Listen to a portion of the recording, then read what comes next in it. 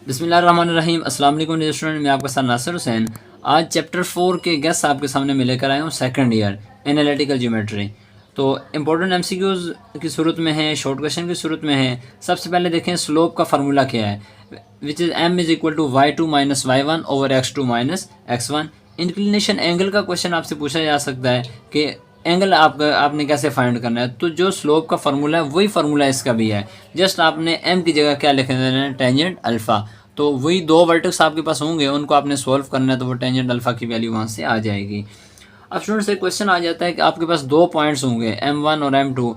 If lines are parallel then slope of lines. आपके पास अगर दो लाइंस हैं तो हमने चेक करनी है कि उनकी स्लोप आपस में पैरेलल कैसे है, वो लाइंस आपस में पैरेलल हैं या नहीं है। तो हम उन दोनों लाइंस की स्लोप निकालेंगे। अगर उन दोनों की स्लोप आपस में इक्वल आ गई तो हम कहेंगे ये दो लाइंस आपस में क्या हैं, पैरेलल हैं।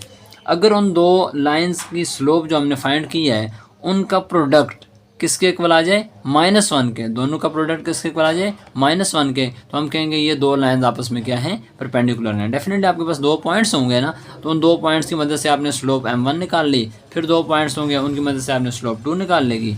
तो उन दोनों को आपने मल्टीप्लाई कर लेना है। लेट्स सपोज एक 2 है और एक -1/2 है, तो 2 से कट जाएगा, क्या बच जाएगा, -1। तो ऐसी सूरत में वो दो लाइंस जिनकी स्लोप हमने निकाली थी m1 m2 वो आपस में क्या होंगे, परपेंडिकुलर होंगे। ठीक है, थोड़ी सी डिटेल हो गई।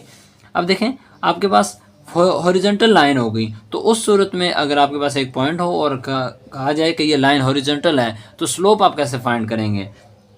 तो डेफिनेटली स्टूडेंट्स उस सूरत में आपने स्लोप किसके ऊपर पुट कर देनी है, 0 के।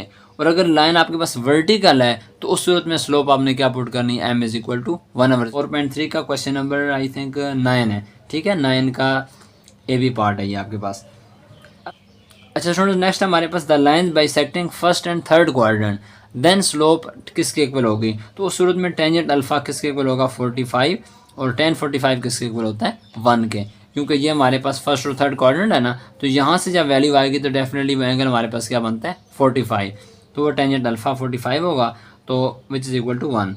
The line bisecting second and fourth quadrant, और अगर सेकंड और फोर्थ क्वाड्रेंट से वो लाइन गुजर रही हो तो उस सूरत में उसका एंगल होता है 135। एंगल क्या होता है, 135। तो 135 एंगल किसके इक्वल होता है, -1 के। क्लियर है स्टूडेंट।